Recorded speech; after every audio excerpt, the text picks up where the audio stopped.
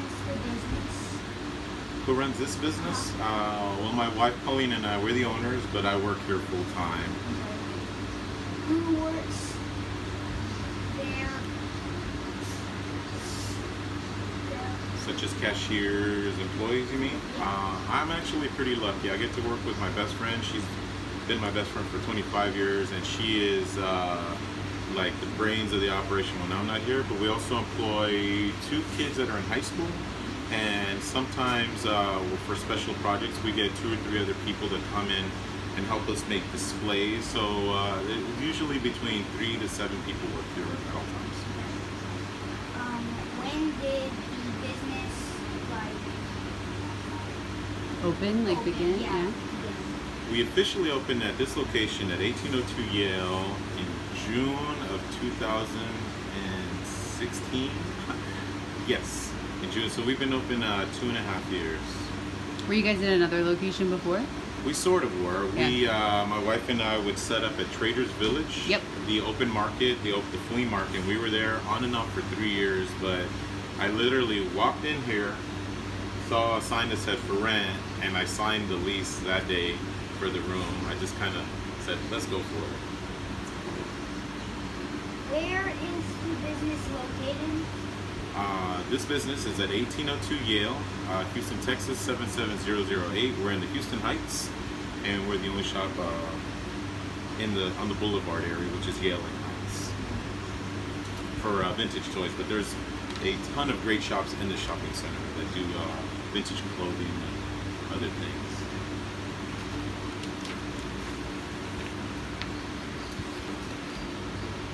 When did you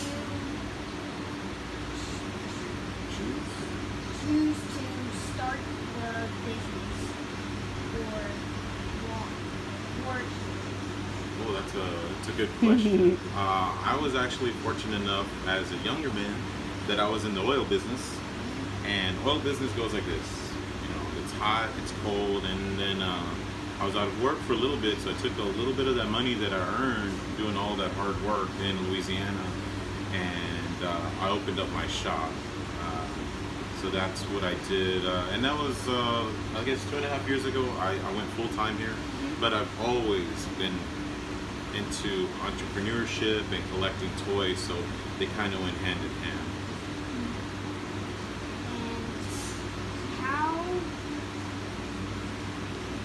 And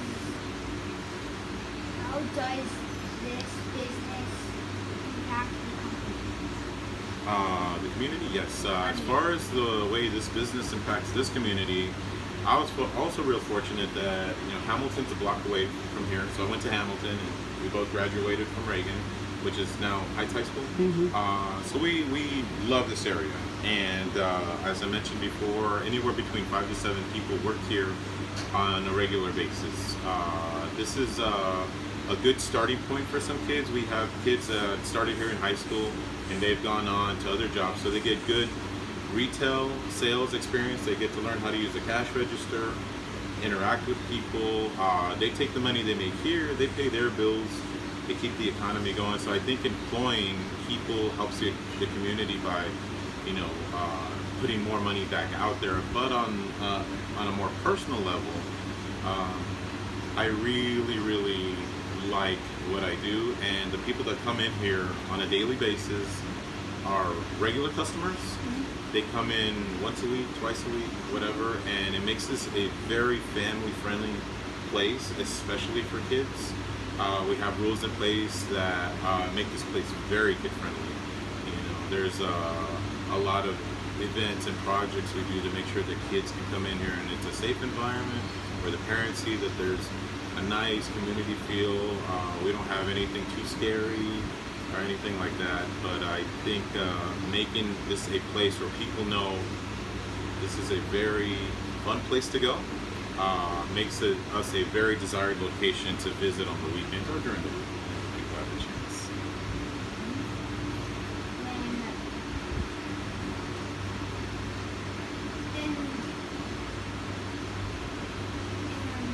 That was a question you made up, remember? Well, some extra questions, some bonus questions. Here we go. What Uh-huh.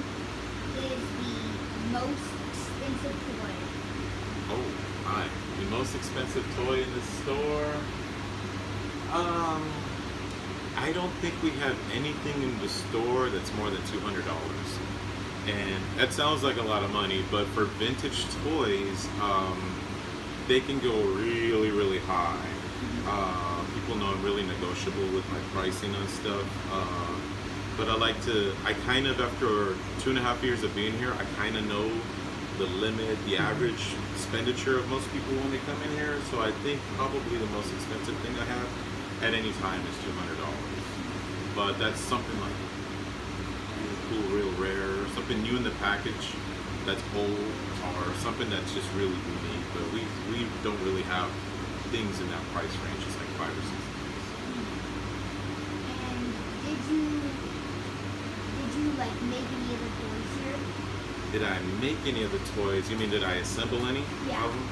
Well, I personally, as the owner, basically I get a ball of clay here. Somebody brings me a box of toys, whether it's Gundams or Legos, but Transformers especially, and I get to make displays, and let me tell you, that's really fun. These displays we make all day long. We take the G.I. Joes, we put their weapons on them, we put them on their bases, we put the superheroes, we put their guns and their backpacks on them. So I guess I make the displays. I'm not very good at making Legos. I usually have one of my kids that works here do the Legos. Those are extremely complicated. But anyway, you look at it, I work in a toy store with my friends, so I'm pretty happy. So thank you. Thank you. Shake his hand. Pleasure.